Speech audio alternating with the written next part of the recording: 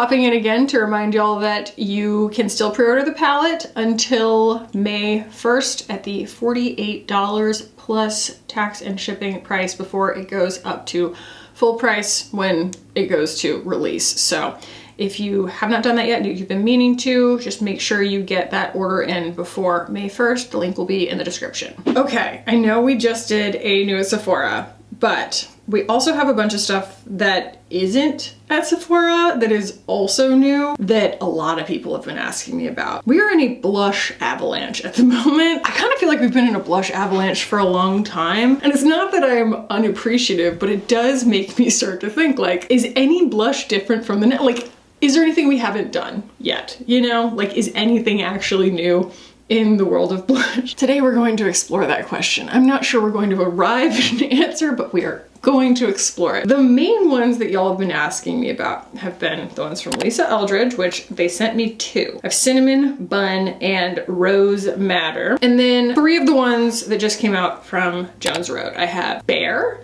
Pinch, and Joy. I'll be using this bronzer from Bosma that I just stumbled upon. I have 2 eyeshadow palettes here from RMS. I have the Wild Velvet and Rebel Glow. Wild Velvet, Rebel Glow. They sent these to me. In and amongst all the things that ILIA sent me are some matte versions of their eyeshadow stick that I really always have loved the shimmer version of, and so that's going to lend itself really well, I think, to being a good base for these eyeshadows, because while they're not all the same kind of shimmer, they're all fairly shimmery. And also ILIA sent me their new Sun Serum Mineral Sunscreen SPF 50. This will be a first impression. We'll see how it goes. I also got a new version of, like, a new package of the Bosma stick. I wear the shade 38. Either way, you can tell that this is kind of a meandering video. There are so many things that a bunch of brands have just sent me, so I don't know. Let's play.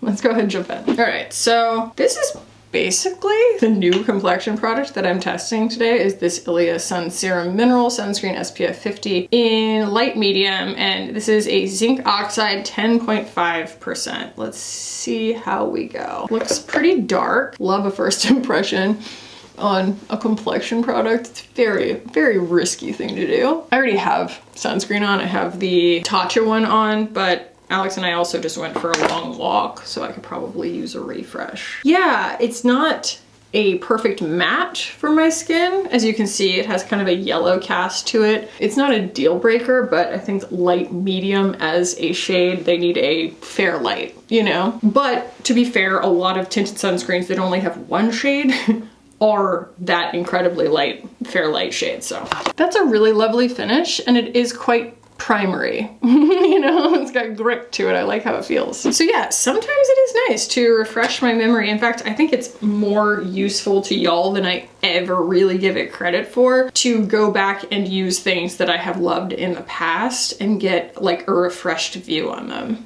So 38 being a really, really nice shade match for me. The Bosma stick, it is meant to be able to build to like total full coverage. And you can see that while all of these brands that send me the wrong color of foundation tend to look at my freckles in terms of matching, what I match against is the skin in between. So it looks pretty light, but once you get it like all the way on, it matches my neck. I just have a lot of pigmentation. So I'm just going in selectively here. I love how lightweight this formula is. You can, you know, work right off of the bullet, or what you'll see in a lot of their ads, and I always think that, you know, this kind of thing is really gimmicky, but not for them, is that like they'll take one of these, you know, with any skin color model, and they will just run it down the side of their face, and it is invisible, because that's how good the shade range is. They take a lot of pride in how wide and also well informed their shade range is, and it proves out. So just getting some nice coverage here. I do remember really loving this. If I had to compare it to anything, I would compare it to the blender cover from Monica Blunder. It's got that same versatility to it.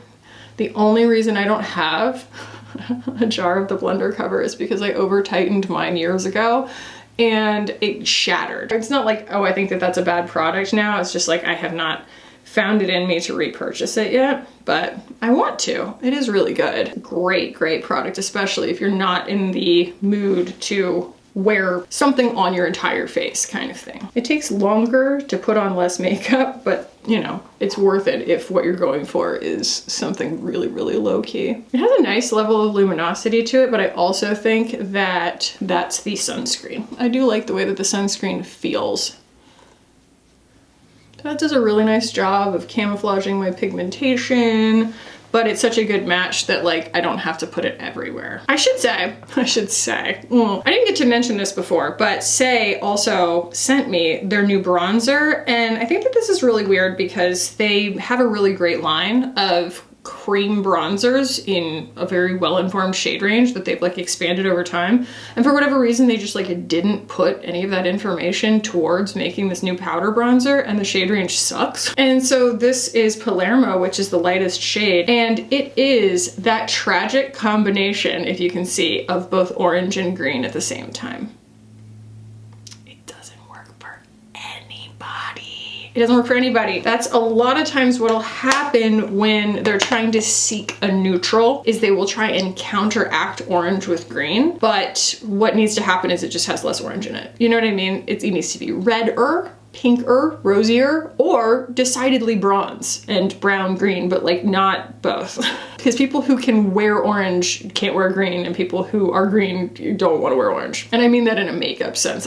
It's usually just a preference thing that I've observed. I'm not saying you can't. I said can't, but I didn't mean that. It's like, you know, it's just something that is usually like, that's what I want to get away from. Before we do like bronzer or anything like that, I want to do the blushes because I want y'all to see it almost on bare cheeks if we can. So the Lisa Eldridge ones here, I admit I have not watched her video on this yet because I always want to get my own idea about them. But you know, I saw murmurs of it online and people being like, these don't really look special and the colors are kind of like underwhelming. I was expecting something different, blah, blah, blah. I think that we as a society are kind of like moving away from things needing to be surprising, and like in a good way. I kind of just feel like we're moving away from things having to be new all the time, because new has several meanings, right? It's like it could be new conceptually, but it could also just be new in the sense that like you bought it and it's new instead of the old thing that you have. And I think that things being quality oriented instead of novelty oriented, it's where I would prefer that the industry went and stayed personally, because it shouldn't be about buying something because it's new. I buy things because they're new so that I can review them. You shouldn't buy things just because they're new. You know, you should buy things because you need them or because you're excited about them or something like that. But newness has like really pervaded things like TikTok. I don't really know how much crossover there is between like a TikTok short form audience that's like, you know, going for virality and like my viewers, but there might be some, I'm not sure. So anyway, I have no problem with things not being in and of themselves new. I say that not as some kind of microaggression towards like the lipstick lesbians who are like, we're gonna bring out innovation, and it's like, at what cost? That just kind of is what it is. But it is interesting to me that the Lisa Eldridge blushes here, the Merit blushes and also the Jones Road blushes are really similar to each other in concept and execution. So it really comes down to color, right? What color you want. So these two are, let's see, Rose Madder and Cinnamon Bun from Lisa Eldridge. And while these look very dewy and sheer and glassy or whatever, I find that they have enough payoff that you're not putting like a ton of them on. So at least for me with my dry skin, they're not greasy, but like if you do have oilier skin and you still want to wear a cream product, it's always a better idea to go towards something that is more pigmented so you don't have to put as much on, kind of thing. And so it's like I would go towards like the Sarah Creel ones because they're just, you know, more pigmented and less dewy. I think you're gonna get like more bang for your buck and less frustration out of something like that. But if you like a Merit blush but you wanted more colors, we have more colors now basically. And so then we have, this is Bear. Is so beautiful, like for me, you know, like that's just kind of a color that I would really gravitate towards. From Jones Road, this is Joy and this is Pinched. Pinched is quite peach, and Cinnamon Bun is also kind of warmer brown. I find it to be on my, you know, warm neutral skin, incredibly lovely. Like, just really, really beautiful. And then something like, you know, Bespoke right here from Merit. I mean, you can see that that is just right there in line with everything else. It's a different color. Bespoke is very specific. I like it very much, but it really does come down to like the color that you're looking for. I don't think that any of this like was claiming to come out of the gate all cylinders firing on being something that we've never seen before. And I'm okay with that. I don't think that formula is secondary, and I don't think that innovation is secondary. I just think that like innovation sometimes is not the point. I was watching Jen Love yesterday, and she had the founder of Mented, like some clips from her about the lipstick lesbians. Like, I know that's like several inception deviations, but the founder was talking about, her name is KJ. She was talking about how labs often will send her things that, like, you know, she says, hey, I'm thinking about doing this. Labs will just inundate her with a bunch of their like newest formulas, and that she is coming at, well, first of all, you know, a deep skin oriented market. Like, that's who she's making makeup for primarily, but that she is far more concentrated on making things that answer a need versus labs that are constantly trying to make something almost patentable. Their motivation is to make something that no one's ever seen before.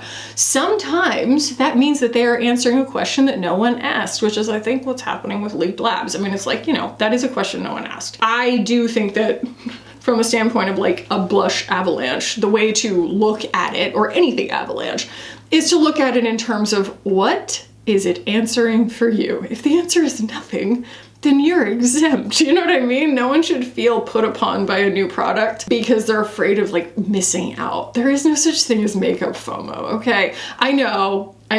There are things that sell out really fast and we wish we got our hands on them and things like that. I guess that counts as FOMO. But in terms of like something that's staying on the market or something like that, you should never look at the one that you're putting on your face and going, could this be better? It's like, if you're happy with it, that's what matters. If it's doing what you want it to do, that's what matters. But if you're putting it on and you're like, this doesn't stay, or this color looks weird on me, or I just don't know why, but I don't like it kind of thing, this is frustrating, I hate the packaging, it collapses, it's this, that, and the other. That's a need. You know what I mean? That is a need now that can be satisfied by something. And, you know, that's when we go on like a journey, right? To like find a new product that's going to satisfy that need. But like that, I totally agree with KJ in the sense that we should always be conceiving of makeup as brand owners, which I'm becoming a brand owner, y'all. We should be conceiving of them in terms of answering a demand, answering something that, you know, is a need, right? From a community, not should we make this just because it's new and should we only care about it if it's new. So here's what I'm gonna do.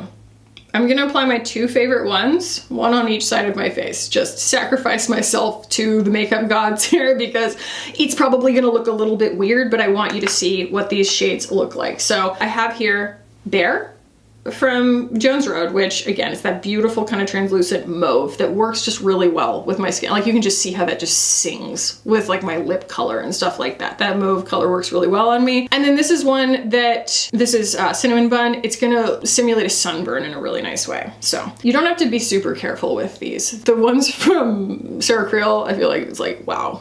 You know what I mean? Like, it can get really, really carried away really fast. Whereas these are, they're a lot like the Merit ones, you know, where they have enough pigment to be like fun and effective and it matters what color they are, but there's not any like major, you know, stress. It can't like smell fear. And I find that when we're working with a texture like this, I get it on my skin and I go, you know what, that looks so natural. Bronzer might complicate the conversation. I will probably put bronzer on because I'm gonna go in with eyeshadow. And so as soon as I put on eyeshadow, a lot of times the rest of my face kind of looks imbalanced against my eyes. But you can see how with no makeup really on my cheek there, like this goes on and looks so natural. I do like my freckles. Oh my God, y'all. My kid is getting freckles across his cheeks.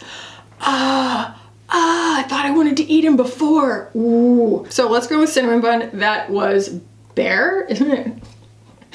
Isn't it nice? Look at that color. So normally I don't look the best in like a candy apple red, like a red that has like a lot of pink in it, because it's like once my skin cancels out the little bit of purple that's in like a candy apple red or the little bit of blue that's in there, you end up with a red that just is not, it doesn't look like it would ever naturally occur on my skin. It just looks odd. This is a little bit different in the sense that it's got this brown built into it. And so that brown is going to help it, you know, fill in the midtones essentially, so that it doesn't look weird and hollow, but it is still, you know, more red really than anything else. So I like when these things are on their own like this, to pull it down my cheek, just based on my complexion, that's how I would blush. I want to look like I just took a lap. That's cinnamon bun. So you can really see kind of the different appeal, right? You get this really lovely, like that's incredibly wearable and looks like something that would naturally occur just waking up in the morning, hopefully. That'd be great. You know, and this looks like I've kind of been out in the sun, and it almost makes me want to put that, like, you know, Charlotte Tilbury lip on and stuff that I applied in the last video, because it has that like red brown to it that makes me look like I've been out in the sun. So I think we just apply the other one to the other side now, you know what I mean? So that it doesn't look so strange, but I wanted to let y'all kind of see. So there's some cinnamon bun there. They do look really nice together. And then this, I really do, just like this color, knowing what looks good on me, you know, in my brain, I look at that and I'm just like, oh yeah. It calms me. I'm like, there's nothing that I can do wrong with that color on my skin. You know, when in doubt, obviously, I mean, color theory being color theory, it's not always easy to predict what a color is going to do on you, but when in doubt, shoot for, you know, a color that is already there, like your lips or your gums or your tongue, you know, that will probably settle. You know, I have a theory.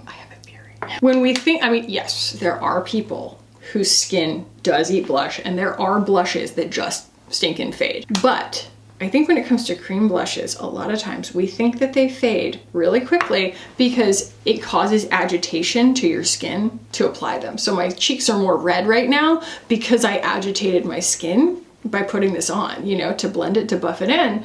I'm kind of like, you know, pow, pow, pow, pow, pow, pow, you know, and that's gonna bring blood to the surface, and then it'll relax and recede, and they'll be like, well, where'd my blush go? It was never blush you applied in the first place. It was your cheeks being reddened by applying the blush. Let's take a look here at these RMS quads. I mean, they've been out for a while now. It's just taken me this long to actually get around to reviewing them because there has been moving concerns in my house, and then also it's been Sephora sale. So I haven't been talking about things that aren't at Sephora. RMS used to be at Sephora. It did. So these four right here are from the Wild Velvet quad. I like this for like warm undertones. I don't love this color as much, but I think that those three really sing together. This really looks a lot like Hanky Panky, the blush from RMS, in that it's got that like blue shift on it and everything, but it's just not something I necessarily want to put on my eyes, especially with those other colors. And this quad right here, which is called what? Rebel Glow. I like this brown and I love this tan, but like these two colors right here, I find are, well, this taupe is just not particularly useful on me, but that purple is just poorly formulated. Like it's, I think that, you know, obviously people have like purple undertones and stuff, but no one has like that like level of purple already like in their skin. And so in order for something like that to really pop and like do what it's supposed to do on the skin, I feel like it needs to be formulated in a way that it's a little more opaque than that. And it is like, out of all of the shades, the one most prone to being patchy. So I'm actually going to start with these two shades here from ILIA. Again, it's like, only consider these kinds of things if they're solving something in your routine. Like, I love two colors like this together because they make a really, really quick eye look. But like, if you have and love Trench and Pecan from Victoria Beckham, I would argue you don't need them. You know what I mean? Because while, again, it is a gorgeous formula, it's nothing new, right? It's nothing new and remarkable. No matter how good I might make it look in a video, it's not a new concept. So there's that. Flax from ILIA. I really need to find a brush before this sets down because I have done the messiest application of all time. That will do. Yeah, actually, I love using this brush for this. This is from Make Beauty. Oh, look at how it blends. I love an eyeshadow stick. And this one is just so close to my skin tone that it just makes it pretty darn idiot proof. Again, the idiot in question being me. So then I will take, what is this color again? Noble. Ooh, oh, huh. It like doesn't want really, it doesn't really want to go on top of itself. You kind of have to work at it, and that's fine. And also a lot of times what I'll find is that it's better to apply them both at the same time, you know, work them at the same time, or put the brown, the second layer, on a brush and just kind of work it on top with the brush, like straight off the bullet instead of drawing it on your eyeball first. But it is a little tough to spread. It is a little tough to spread on second layer. And these have insane wear time, and so I do feel like that's sort of a trade-off, right? It's kind of like a liquid eyeshadow in the sense that it might be more of a pain in the butt to put it on, but ostensibly you're getting the payoff of it not creasing and not, you know, going all over the place for people who have trouble with that. I really love both of these browns that are in these RMS palettes. That said, I don't necessarily think you need to buy these palettes just for these browns. So like that's the brown from Rebel Glow. It's a little bit more bronze and a little more muted. And then that's the one from Wild Velvet. And they're beautiful. They really are. They're not all the same texture. You know, some have more shimmer than others. I really do feel like this is just a pan of hanky panky though. In fact, let me pull hanky panky and see. That's just a pan of hanky panky, y'all. It's exactly the same color. That's just hanky panky. In Wild Velvet, the purpley color is just hanky panky. So let's use this one. I'm going to use that brown right on my lids, just because it's pretty. I like the way that it looks. And we've already built some good structure with the rest of the products from ILIA. I'm gonna grab a little bit of this kind of peachy color and work that in, because I don't want this to be super dramatic. And also it's not shimmery, and so it can kind of take the shimmer out of the crease without adding too much more contrast. I'm gonna take that same color underneath my eyes. You can see it alone when I do that, which is nice. And I did find, that when I wore these on their own, on top of like a regular low coverage, no powder kind of face of makeup, that they did crease pretty badly. So I do think that, you know, using, if you have those kinds of issues, or if you care, like I don't care, if that's a concern of yours, basing with an eyeshadow stick or a liquid eyeshadow usually works really well. Okay, and then I'm gonna grab that pearl shade. It's a little too dark for an inner corner for me. I want to pull out the one from ILIA. I really do love this peach though.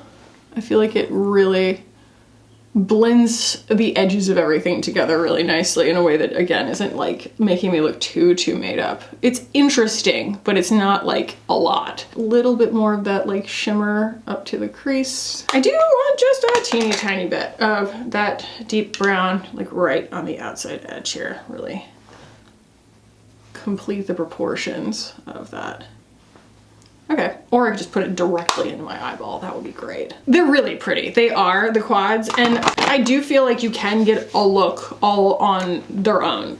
In a quad, that's what I'm always going for. It's like, okay, I want to be able to make a look. But for my taste, I do prefer to have a little bit more matte in a look, like more places to go when I'm building the look than just having like maybe one, you know, kind of peachy matte-ish shade. The rest in that one are shimmery. So yeah, like I said, pulling out Opulent here. This is one that I bought and already had for a long time from ILIA. I just find it to be the most ideal inner corner. Really brings everything together because my eyes are pretty close set. Making sure that things aren't too dark on my inner corner makes a big difference, at least to my eye. I am going to clean up a little bit with powder. I'm gonna do my eyeliner and my mascara and my brows. We're gonna come back and decide on some lips, but I also might do some bronzer when we get back.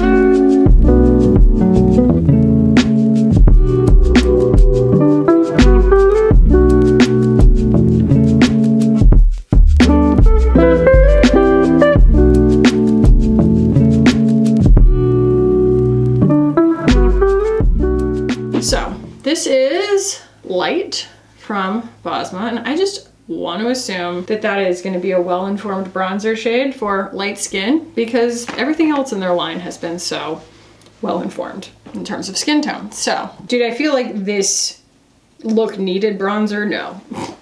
No, not necessarily. I just wanted to try it. And I really like it. Wow, it's adding such a natural level of dimension to the blush that was already there, kind of making it harmonize with my skin more. Beep, boop, boop. Wonder if placing a little under my eyes will help. Yeah. It might be a little dark for doing that with, but it's fine. I could see myself getting pretty carried away with that because that's pretty. Okay, I mean, we went in with a good amount of mauve on my cheeks. Let's see what this lipstick looks like against Bare. I mean, the YSL is a little warmer, a little tiny bit, but I would say that they harmonize pretty well. This is not my first day on Earth. I know that prepping my lips is a good idea in this case. So again, this is the YSL, the new lip blush. It's pretty. It is. I just think I kind of liked it better without it, or I would have liked something a touch browner, or maybe I just need to like add a little more mauve to my cheeks. I don't know, maybe the longer I look at it, I'm liking it more. Either way, what could really be harmed by adding a little bit more mauve to my cheeks, right? Needle to the nose, whittle to the cheeks. This is a BK112 and it is a glorious brush for these things. There, yeah. I think that made the YSL look really nice. All right, so final thoughts. Let's talk about everything that was new today, or like relatively new, you know? This is super pretty. This ILIA, the Sun Serum Mineral Sunscreen SPF 50, while, like I said, it is not light enough for some skin tones. They do have several shades in this, but this is the lightest one. If you're super, super fair and cool toned, don't do it. It's gonna be quite warm and frustrating for you. But for me, I feel like it kind of added something, you know? A little bit of like a healthy glow to my skin, and there are a lot of sunscreens out there that are super, super pale toned, so there is that. The Bosma, I'm so glad that I got a new one of this, because it's really, really versatile, and the shade match is fantastic, and it's not just me, you know? They've got a really fantastic shade match for just about everybody. I love this stuff, so very, very nice. The blushes, you know, again, like my review on the blushes is to give you an idea of how they perform. They are a lot like the Merit blushes. And so all the ones that we were talking about today, both the Jones Road and the Lisa Eldridge, have that like sheer, glassy, balmy quality to them. And I feel like that and the colors are really the takeaway, because it's not a new concept. I don't think that that's a bad thing. I think that it's fine that it's not a new concept, and I think that it's just nice to have options. You just have to ask yourself whether that color in that formula is solving a problem for you, right? Is it answering a question for you? So yeah, I love them, and I'm very grateful to the companies for sending them, and I'm always really, you know, appreciative to be able to share them with you. I love the way that this makeup look turned out. So I think that the RMS eyeshadows are probably the thing today that is like the most do we need a review for it kind of thing, because it's a little bit unusual. RMS hasn't put out powder eyeshadows in a really long time, and quads are always a choice because I think a quad implies you're on the go. This is supposed to be concise. Can you get a whole look out of it? I would say, yeah, you can, but I also heard from some people they were disappointed in just like the fact that obviously I don't have all of them, but that there weren't really any options that wouldn't be like ashy and like mica-y on deep skin tones. So that is one drawback. And also I just find that like the shimmers in like 3 of the textures in some of these makes it a little harder to kind of get versatility out of them. I don't feel like they are necessarily, at least in my routine, standalones, but they are very pretty. Bosma bronzer was lovely, lovely. Like, I know I intentionally didn't apply it first before the blushes because I wanted to make the blushes the star today so that you could really see what the colors do. But in the future, I will use this first so that we can really see that color. But I think that it did an amazing job for what we did. It didn't, you know what I mean? It only enhanced what I ended up with. I'm really, really happy with it. And then, you know, the YSL lipstick, I was wondering how I was going to really integrate it into a look because I love a lip blush concept, but I am still always a little afraid to get too close to like a full saturation lip, especially on something where I'm not even wearing like a coverage complexion product. I'm like, is this gonna be really loud? And it's not. It's so nice. And I applied it on top of that Edam Balm. It made a really uncomplaining, really soft stain. It's really pretty. And I don't taste it or smell it in the amount that I just put it on. So that's really nice. So that's that, y'all. This actually turned out way better than I expected it to, especially considering that the last one I had done that makeup look several times. There were no first impressions in that video and it still crashed and burned. I just, gentle reminder that you can still pre-order the palette in US, UK, Canada, and the EU right now. The link will be down below. May 1st will be the last day to be able to pre-order it at the $48 plus tax and shipping price before I go into production and we go, you know, up to full price when it releases. So get in if you haven't already, if you wanted to. And yeah, y'all, thank you so much for being here. Thank you for watching. If you enjoyed this, please give the video a thumbs up. I'd really appreciate that. If you're new here or you just haven't subscribed yet, please subscribe while you're here. We would love to have you. I will put a video up here that I think that you'll enjoy if you liked this one. I appreciate y'all so much. Thank you for being here. Thank you for watching. I love you so much. And I'll see you in the next one. Bye.